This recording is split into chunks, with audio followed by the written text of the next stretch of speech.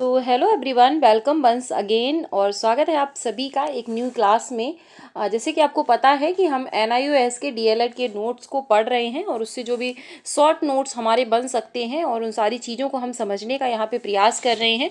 तो वैसे तो मैंने टेलीग्राम पे भी उन नोट्स को शेयर कर दिया है या फिर अदरवाइज़ मेरे हर वीडियो के डिस्क्रिप्शन में लिंक रहता है, तो आप वहाँ से जाके इंग्लिश या हिंदी जिसमें भी आप सुटेबल हैं आप उसमें जाके उन ब्लॉग्स को डाउनलोड कर सकते हैं और वहाँ से आप अपनी चीज़ों को क्लियर कर सकते हैं। क्योंकि देखो DSSB वगैरह हो गया, तो DSSB में अच्छी खासी आपसे जो पेडागॉजी है वो पूछी जाती है, सिर्फ ऊपरी चीज़ें नहीं बल्कि आपको डीपली चीज़ों को वहाँ पे पढ़ना पड़ेगा। तो इसीलिए जैसे कि देखो बेसिक्स हमारे सभी के क्लियर हैं, बट जो इंपॉर्टेंट थिंग्स हैं उनको देखो एक बार अगर आप DLED के NIOS के जो नोट्स हैं उनको पढ़ लोगे तो आपकी बहुत सारी जो बेसिक चीज़ें हैं वो वहाँ पे क्लियर हो जाएंगी। ओके, तो उसी की दिशा में हमारा एक प्रयास है छोटा सा, और आप लोगों को बहुत बहुत धन्यवाद कि आप लोगों से उतना पसंद कर रहे हो। तो जैसे कि आपको पता है कि स्वतंत्र भारत के प्रमुख आयोग और समितियां आज हम पढ़ने वाले हैं। मोस्ट इम्पॉर्टेंट होगी आपकी क्लास ये।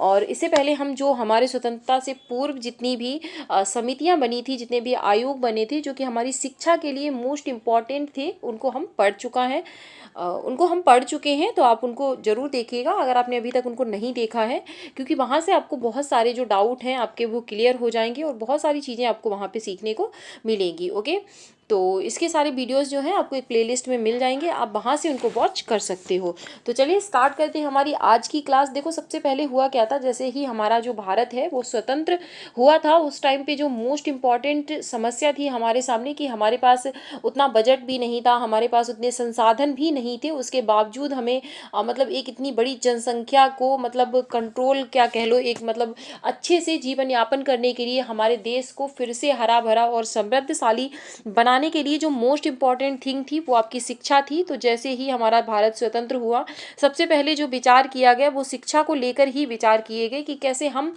हमारी जो शिक्षा है उसको बहुत ही बेहतर बना सकते हैं। ओके, तो इसी दिशा में ये सारे कदम थे। और जैसे कि इसी दिशा में आपका राधा कृष्णन आयोग बना, फिर आपका मुदालियार आयोग बना, दुर्गाबाई देशमुख समिति बनी जो कि आपको गर्ल्स एजुकेशन पे बहुत ज़्यादा फोकस किया था इन्होंने। और उसके बाद कोठारी कमीशन बहुत बहुत इम्पॉर्टेंट है आपके लिए। यशपाल समिति भी आपकी बहुत इम्पॉर्टेंट है, क्योंकि यशपाल जो समिति है उसी से जो आपका NCF बना था उनके सारे जो सुझाव थे वही NCF ने फॉलो किए थे। तो अगर आप इन चीज़ों को ढंग से पढ़ते चलोगे तो को रिलेट करके चीज़ें हमें समझ में आती रहेंगी। ओके, तो जैसे कि आपको पता है कि 1947 में हमारा जो भारत था आज़ाद हुआ था। उसके बाद 1948 में तुरंत ही हमने एक राधा कृष्णन आयोग बनाया था ताकि शिक्षा की क्या हालत है हमारे भारत में उसका पता लगाया जाए। तो इन्होंने मतलब इनका उस टाइम पे इस आयोग का जो एम था वो ये था कि हमें एक ऐसा युवा वर्ग चाहिए जो कि हमारे देश को, क्योंकि देखो युवा किसी भी देश की जान होती है, किसी भी देश की समृद्धि में, किसी देश को प्रगति की ओर अग्रसर करने में युवाओं की बहुत बड़ी एक मतलब भागीदारी होती है। तो इन्होंने मेन जो इम्पोर्टेंट फोकस किया वो युवाओं पर किया, क्योंकि उन्हें ऐसे लोग चाहिए थे जो इस टाइम पे देश में सहयोग कर सकें। तो इन्हों जो विश्वविद्यालय पर मतलब शिक्षा पर इन्होंने बहुत ज़्यादा जोर दिया। उसके बाद था मुदालियार आयोग। तो मुदालियार आयोग को भी हम एक एक करके सारी चीज़ों को देखेंगे। ओके, और वीडियो अगर पसंद आए तो वीडियो को लाइक कर सकते हैं आप लोग, और चैनल पे नए हैं तो चैनल को सब्सक्राइब कीजिएगा ताकि आप हमारी प्यारी सी फैमिली से जुड़े रहें और हम इसी तरीके से चीज़ों को सीखते रहें। ओके, तो चलिए फिर आगे चलते हैं, देखेंगे हम एक एक करके सारी चीज़ों को। मैंने कोशिश की है कि मैं बहुत ही शॉर्ट में लिखूं और आप लोगों को बहुत ही अच्छे से बहुत ही मतलब डीपली समझा सकूं ताकि आप लोग भी अच्छे से चीज़ों को समझ पाओ। और अगर आप चाहो तो आप यहाँ से भी नोट्स बना सकते हो, अदरवाइज मैं इसको टेलीग्राम पे शेयर कर दूंगी, वहाँ से आप नोट डाउन कर सकते हैं चीज़ों को और समझ सकते हैं। ओके, तो जैसे कि आपको पता है कि राधा कृष्ण जो आयोग है आपका 1948 में बना था और 49 में इसने अपनी क्या करी थी, रिपोर्ट करी थी। तो स्थापना जो है 1948 में, इसको विश्वविद्यालय शिक्षा आयोग भी कहते हैं, जैसे मैंने आपको अभी बताया था कि इसको विश्वविद्यालय शिक्षा आयोग भी कहते हैं। ओके, अध्यक्ष इसके थे प्रसिद्ध शिक्षाविद और भारत के पूर्व राष्ट्रपति श्री राधाकृष्णन जी थे। तो उनकी मतलब देख रेख में इस आयोग का गठन किया गया था। उसके बाद हम आगे देखेंगे स्वतंत्र भारत की प्रथम प्राथमिकता थी, जैसे मैंने अभी आपके साथ बात की है तो मैंने इस पॉइंट्स को भी नोट डाउन कर लिया ताकि आपको चीज़ों को समझने में आसानी हो। तो स्वतंत्र भारत की प्रथम प्राथमिकता क्या थी कि हमारे देश को सुदृढ़ करना और एक मतलब सुदृढ़ शिक्षा प्रणाली होनी चाहिए, जिससे कि हमें मतलब देखो शिक्षा एक ऐसी चीज़ है जो किसी भी देश को मतलब आगे ले जाने में, उसकी प्रगति में बहुत ही ज़्यादा इम्पॉर्टेंट भूमिका निभाती है, तो शिक्षा पे विशेष इन लोगों ने ध्यान दिया था। उसके बाद है, जैसे कि आप सभी को पता है, 26 जनवरी 1950 यानी कि 1950 को संविधान लागू होता है, और लागू होने के साथ साथ ही वहाँ पे जो आर्टिकल 45 था उसमें संविधान लागू होने के 10 वर्ष के अंदर 14 वर्ष तक के बालकों को निःशुल्क और अनिवार्य शिक्षा दी जाए, जो कि हमारा आरटीई जो हमारा 2009 जो 2010 में लागू हो पाया, वो बात इन्होंने कब कही थी, 1950 में, यानी कि 1960 तक ये चीज़ें लागू करने को कही गई थी, बट किसी कारणवश नहीं हो पाई। तो ये जाते जाते इन्हीं की ये मतलब सिफारिश थी। तो ये आगे चल के फिर देखो जितनी भी एनईपी आएंगी, जितनी भी आपकी नेक्स्ट आयोग आएंगे, तो वो जो पिछले वाले ने क्या काम किया है, क्या छूट गया है, क्या कमी रह गई है, उसी से रिलेटेड चीज़ें उसमें आएंगी। और ज़्यादातर देखो सभी की सिफारिशें जो थी सेम थी, जो उस जैसे इस आयोग ने कुछ दिया है और उसके बाद फिर नेक्स्ट आयोग यहाँ पे आया, तो उसने देखा कि इसकी कौन कौन सी कमियां रह गई, जो बची थी उनको पूरा कर लिया, जो अभी तक इसमें इम्प्लीमेंटेशन नहीं हो पाया उन चीज़ों को उठा के इसने अपनी सिफारिशों में रख दिया था। तो इसी तरीके से तो एक सिफारिश ऐसा नहीं है कि किसी मतलब एक ही आयोग की हो सकती है, एक ही मतलब सिफारिश दो दो तीन तीन आयोग भी दे सकते हैं, बट उनकी अपनी कुछ ना कुछ एक आध मतलब जैसे जहाँ से क्वेश्चन बनते हैं कि लर्निंग विदाउट बर्डन किसने किस कमीशन ने दिया या किस तरीके से दिया, तो ये चीज़ें हैं, वहाँ से स्पेसिफिक अगर कोई कुछ चीज़ बताएगा तो वहाँ से आपका क्वेश्चन बनने की संभावना हो जाती है। अदरवाइज जो है इसमें स्थापना कब हुई है और इस तरीके के क्वेश्चन आपके यहाँ पे बनते हैं।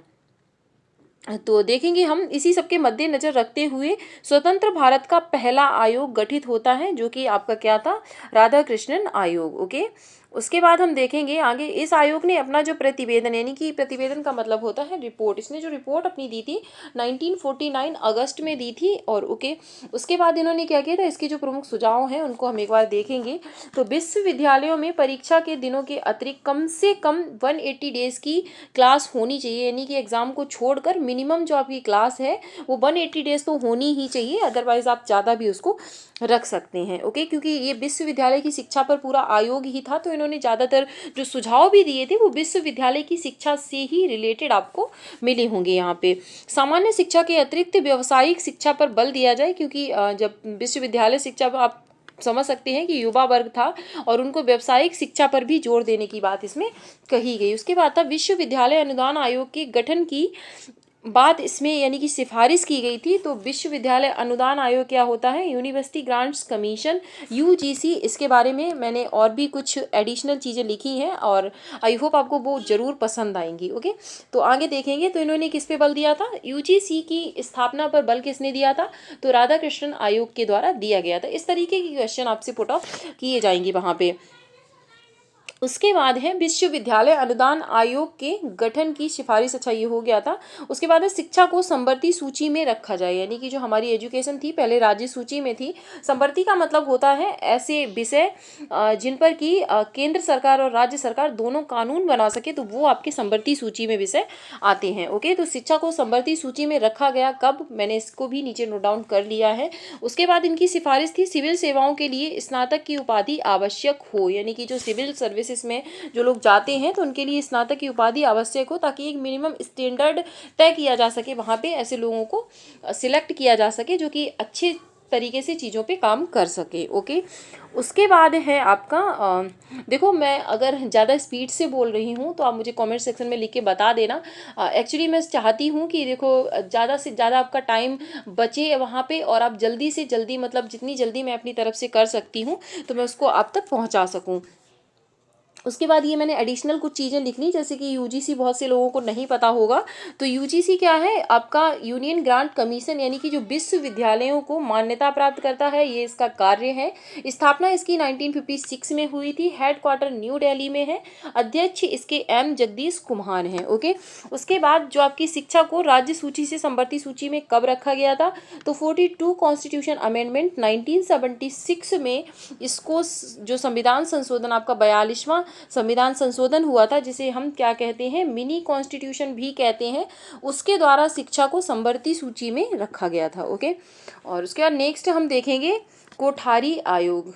एक्चुअली मैं भूल गई थी, तो मैंने हेडिंग कोठारी आयोग डाल दी, तो मैंने कहा चलो फिर इसको पहले ही लिख लेती, अदरवाइज मैंने सोचा था कि मैं सबको एक लाइन से, बट मैंने ऊपर लिख दिया है, तो आप वहाँ से डेट्स वगैरह जो उसकी सन है उसको याद कर लेना। ओके, तो कोठारी आयोग हम देखेंगे इसको, ये मतलब बहुत ही इंपॉर्टेंट आयोग था, इसको राष्ट्रीय शिक्षा आयोग भी कहा गया था। ओके, और जैसे कि आपको पता है कि स्थापना इसकी कब होती है, तो 1964 में। ओके, भारत की केंद्र सरकार ने डॉक्टर दौलत सिंह कोठारी की अध्यक्षता में एक आयोग का गठन किया, जिसे कोठारी आयोग के नाम से जाना जाता है। उसके बाद है डॉक्टर कोठारी उस समय के विश्वविद्यालय अनुदान, यानी कि जो अभी हमने यूजीसी कमीशन पढ़ा था उसके उस टाइम के, यानी कि तत्कालीन उस टाइम के क्या थे, वो अध्यक्ष थे, और उन्हीं की अध्यक्षता में इस आयोग का गठन किया गया था। आयोग ने अपनी जो रिपोर्ट थी 29 जून 1966 को दी थी, और उसके जो सुझाव हैं उसको हम आगे क्या करेंगे, पढ़ने वाले हैं। उसके बाद है, इन्होंने बताया था प्राथमिक स्तर पर मातृभाषा को यूज किया जाए, ये किसने कहा था, कोठारी कमीशन ने कहा था। माध्यमिक स्तर पर स्थानीय भाषा में शिक्षण को प्रोत्साहन दिया जाना चाहिए। ओके, उसके बाद था कम से कम 1 या 3 साल की वर्ष की मतलब पूर्व प्राथमिक शिक्षा हो, जैसे कि 6 वर्ष से पहले कैसे हम केजी में, एलकेजी में, यूकेजी में जाते हैं ना, तो इस तरीके की इन्होंने भी मांग की थी। उसके बाद 6 वर्ष से पूर्व से मतलब 6 वर्ष से पहले आप पहली कक्षा में बच्चे का नामांकन ना करें। उसके बाद कृषि अनुसंधान शिक्षा पर भी बल दिया था, यानी कि जो आपका एग्रीकल्चर रिसर्च है, ताकि कृषि पर नई नई चीज़ें मिल सकें और युवा वर्ग उसकी तरफ आकर्षित हो। तो इस तरीके की इन्होंने सिफारिशें वहाँ पे की थी, क्योंकि देखो मेन यही होता है शिक्षा से, जो मतलब हमारा जो इंडिया है, मतलब जो हमारा भारत है, जो हमारा देश है, अपने बल पे खड़ा हो सके, सभी लोग अपने एक अच्छे तरीके से रह सकें, उनकी जो प्रति व्यक्ति आय है वो अच्छे से हो, मतलब ये सारी चीज़ें ही यहाँ पे रिलेटेड हैं। उसके बाद है शिक्षक की आर्थिक, सामाजिक व व्यावसायिक स्थिति सुधारने की सिफारिश, यानी कि मोस्ट इम्पोर्टेंट इन्होंने क्या किया था, शिक्षक पर भी ध्यान दिया था। इन्होंने कहा था कि शिक्षक है उस पर भी ध्यान दिया जाए, ताकि हमारी शिक्षा की जो गुणवत्ता है उसमें सुधार आ सके। उसके बाद त्रिभाषा सूत्र इन्होंने मतलब कहा कि अपनाया जाए। ओके, उसके बाद था नैतिक शिक्षा व सामाजिक उत्तरदायित्वों का विकास करना, यानी कि बच्चे को सिर्फ बुकिश नॉलेज नहीं देना है, बल्कि उसमें नैतिक शिक्षा और सामाजिक, यानी कि समाज में उसे कैसे रहना चाहिए, समाज में उसे कैसे बिहेवियर करना चाहिए, किस तरीके से लोगों से मिलजुल के रहना चाहिए, तो ये सारी चीज़ें हैं, पर्यावरण को नुकसान नहीं पहुँचाना, ये सारी चीज़ें बच्चे के अंदर डेवलप्ड की जाए, यानी कि उसका जो है ओवरऑल 360 डिग्री डेवलपमेंट किया जाए। ओके, उसके बाद है गुणवत्तापूर्ण शिक्षा, यानी कि जो आपकी एजुकेशन है वो गुणवत्तापूर्ण होनी चाहिए यहाँ पे। ओके, उसके बाद है मुदालियर आयोग, इसमें बहुत ज़्यादा नहीं था लिखने को, ये आपका एक माध्यमिक शिक्षा आयोग है, यानी कि जो आपकी 6 से 8 की शिक्षा होती है उससे रिलेटेड था। अध्यक्ष इसके डॉक्टर लक्ष्मण स्वामी मुदालियर जी थे। अध्यापक शिक्षा पर भी इन्होंने जोर दिया, और स्पेशली जो सेवारत अध्यापक थे उन पर, यानी कि जो काम में जो काम में लगे हुए थे। ओके, उसके बाद इन्होंने कहा था कि पाठ्यचर्या में विविधता लाई जाए, यानी कि जैसे कि मान लो आपका जो पाठ्यचर्या है, ऐसा नहीं है सिर्फ बच्चे आए आपने क्लास में बिठा लिया, सारे दिन क्लास में बिठाए बिठाए उनको पढ़ाए जा रहे हो, नहीं, तो इन्होंने कहा था कि विविधता होनी चाहिए। आप बच्चे को बाहर भी ले जाओ, आप बच्चे को खेल भी खिलाओ, आप बच्चे को मतलब कविता भी सुनाओ, आप उसे एक्टिंग करके भी दिखाओ, ग्रुप एक्टिविटी भी कराओ, तो ये सारी चीज़ों पर इन्होंने बात की थी। उसके बाद है स्नातक को त्रिवर्षीय किया जाए, यानी कि जो आपका ग्रेजुएशन होती है उसको 3 वर्ष का कर दिया जाए। ओके, तो ये इनके मोस्ट इंपॉर्टेंट जो पॉइंट्स थे वो मैंने लिख लिए हैं यहाँ पे। उसके बाद हम देखेंगे महिला शिक्षा पर राष्ट्रीय समिति, जिसका कि नाम रखा गया था दुर्गाबाई देशमुख समिति, जो कि आपकी 1958 में बनी थी। ओके, अध्यक्षा इसकी कौन थी, श्रीमती दुर्गाबाई देशमुख। गर्ल्स एजुकेशन पर बहुत ज़्यादा इन्होंने बात की थी, और लड़कियों की समानता शिक्षा को प्रोत्साहन, यानी कि लड़कों के बराबर ही लड़कियों को भी पढ़ाया जाए और उनको समान एक मतलब समाज का निर्माण किया जाए, तो इस पर इन्होंने क्या किया था, जोर दिया था। ओके, उसके बाद हम देखेंगे यशपाल समिति, मोस्ट इम्पॉर्टेंट है, और इसमें जितनी भी आपकी जो एनईपी आने वाली हैं, जो आपका एनसीएफ आया था, और यहाँ तक कि अभी भी जो आपकी न्यू एनईपी भी आई है, तो इसमें भी इनकी सिफारिशें काफ़ी हद तक शामिल की गई हैं। ओके, तो मोस्ट इम्पॉर्टेंट है आपके लिए, बहुत ध्यान से ही देखना इसको। इम्पॉर्टेंट तो खैर सारी चीज़ें होती हैं जो भी हम पढ़ते हैं अपने लिए। तो यशपाल समिति, जैसे कि आप देख पा रहे हैं 1992 में बनी थी, अध्यक्ष प्रोफेसर यशपाल जी थे। प्रमुख जो एम था उसका बच्चों पर बोझ जो शैक्षिक बोझ है उसको कम करना, यानी कि इनका एक फॉर्मूला था या मान लो इनका एक नारा था कि लर्निंग विदाउट बर्डन, यानी कि लर्निंग जो है बिना बोझ के शिक्षा हमारी होनी चाहिए। किसने कहा था? प्रोफेसर यशपाल शर्मा समिति ने। ओके, उसके बाद इन्होंने कुछ मोस्ट इंपॉर्टेंट पॉइंट्स जो कि दिए हैं और रिलेटेड उससे, उनको हम पढ़ेंगे और समझने का प्रयास करेंगे। तो बच्चों के बोझ का कारण सिर्फ त्रुटिपूर्ण पाठ्यचर्या ही नहीं बल्कि समाज बालक की वास्तविक सक्षमता योग्यता के जगह डिग्री को ज़्यादा महत्व देते हैं। इन्होंने क्या कहा था कि जो बच्चों के बोझ का कारण सिर्फ त्रुटिपूर्ण पाठ्यचर्या, यानी कि ऐसा नहीं है कि सिर्फ पाठ्यचर्या हमने गलत बनाई है इसलिए बच्चे बोझ तले दबे रहते हैं, बल्कि प्रॉब्लम यहाँ पर भी है कि जो हमारा समाज है वो मतलब मार्क्स जो स्कूल में मिलते हैं, जो रिजल्ट हमारा होता है उससे हमें जज करते हैं। ये नहीं देखते कि बच्चे के अंदर और क्या गुण है और वो क्या चीज़ों को अच्छा कर सकता है। तो यानी कि डिग्री को ज़्यादा महत्व हमारे समाज में दिया जाता है, ये भी एक कारण है इस चीज़ का। उसके बाद है पाठ्यचर्या निर्माण में पाठ्य पुस्तकों को तैयार करने में विकेंद्रीकरण किया जाए ताकि ज़्यादा से ज़्यादा अध्यापक, एजुकेटर व विशेषज्ञ सम्मिलित हो एक परामर्शदाता की तरह, ना कि लेखक की तरह। यानी कि जो पाठ्यचर्या निर्माण है उसमें बहुत सारे लोगों को शामिल करना चाहिए ताकि सभी के विचार जो हैं उसमें शामिल हो सके, सभी की थिंकिंग उसमें आए, और अध्यापक भी, एडुकेटर भी, उसके बाद विशेषज्ञ भी सम्मिलित होने चाहिए ताकि वो अपने अपने विचार दे सके और एक बेहतर जो पाठ्यचर्या है उसका निर्माण हो सके। ओके, उसके बाद हम देखेंगे नेक्स्ट पॉइंट हमारा व्यक्तिगत प्रतिस्पर्धा उपलब्धियों को पुरस्कृत करने को हतोत्साहित। इन्होंने कहा था किसी एक व्यक्ति को अगर आप पुरस्कार देते हो तो वो कहीं ना कहीं ठीक नहीं है, तो आप क्या कीजिए, ग्रुप एक्टिविटी यानी कि ग्रुप लर्निंग पर, ग्रुप अधिगम को, सहयोगात्मक अधिगम को बढ़ावा देने की बात इन्होंने वहाँ पे की थी। उसके बाद है बच्चे डेली भारी बस्ता स्कूल में ना लाएं और प्राथमिक स्तर पर नो होमवर्क, यानी कि इनका मेन उद्देश्य ही यही था कि बच्चों के ऊपर बोझ को कम करना ताकि बच्चे जो उनकी नेचुरल स्ट्रेंथ होती है चीज़ों को सीखने की, उस तरीके से वो सीख सकें। और इन्होंने कहा था कि अगर देखो प्राथमिक स्तर पर पहले तो इन्होंने कहा था कि बच्चे को होमवर्क नहीं देना है, अगर देना भी है तो एक ऐसा होमवर्क देना है जैसे जिससे कि बच्चे अपने आसपास के वातावरण में जुड़ें, आसपास की चीज़ों से सीखें, और ये नहीं कि बुक लेके बच्चा क्लास में भी बैठा है, घर पे भी बैठा है। तो इस तरीके की चीज़ों पे इन्होंने ज़्यादा जोर दिया था। और उसके बाद इन्होंने कि कब कितना होमवर्क देना है, कितने घंटे का होमवर्क देना है, ये सारी चीज़ें इन्हीं की जो सिफारिश है वो आपकी एनईपी जो 68 आएगी आपकी वहाँ पर लागू होगी। तो उसको नेक्स्ट क्लास में हम पढ़ेंगे। और उसके बाद इन्होंने कहा था विषयों में ऐसे टॉपिक हों जो बच्चों को सामाजिक जीवन से जोड़ सके। वही था कि खोजपूर्ण मतलब अधिगम हो बच्चों का और समाज से जोड़ के बच्चे चीज़ों को सीख सकें। ओके, तो मैं लास्ट में आपको एक और बात बता दूं, मैं इसको ऑलरेडी रिकॉर्ड कर चुकी थी, बट मैंने क्या किया था कि उसका जो माइक था उसको मैंने ऑन नहीं किया तो पूरा वो रिकॉर्ड ही नहीं हुआ था, तो इसको मैंने सेकेंड टाइम अभी रिकॉर्ड किया है, बट कोई नहीं। और क्लास कैसी लगी ज़रूर बताइएगा, और अगर पसंद आई है तो वीडियो को लाइक कर सकते हैं और शेयर कर सकते हैं अपने फ्रेंड्स के साथ, और चैनल को सब्सक्राइब नहीं किया है तो कर दीजिएगा, क्योंकि आपका एक लाइक, एक सब्सक्राइब हमारे लिए मोटिवेशन का काम करता है। हम और भी दुगनी मेहनत से आपको लोगों के लिए चीज़ें लाने का प्रयास करते रहेंगे। और क्लास पसंद आई हो तो लाइक करना उसको। ओके, सो मिलती हूँ फिर आपसे एक नेक्स्ट वीडियो में कुछ मोस्ट इंपॉर्टेंट थिंग्स के साथ। तब तक के लिए आप सभी अपना ध्यान रखिएगा, and thanks for watching. Bye bye and take care.